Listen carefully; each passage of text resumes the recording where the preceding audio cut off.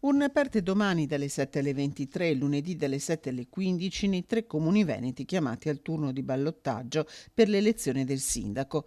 In provincia di Treviso e Castelfranco Veneto oltre 32.000 i cittadini aventi diritto al voto si sfideranno Luca Pozzobon per il centrodestra, che riparte dal 40,50% del primo turno, e Maria Ghimenton per il centrosinistra, che ha siglato l'apparentamento con Daniele Manente, aggiungendo al suo 28,09% il 26,74% dei voti raccolti da quest'ultimo.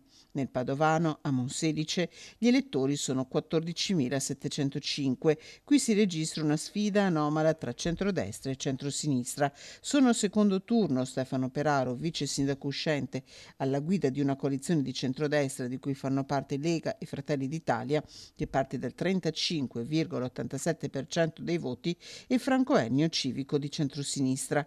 Ennio, che al primo turno aveva raggiunto il 33,68% dei voti, ha incassato l'appoggio esterno del terzo candidato di Forza Italia, Fabio Conte.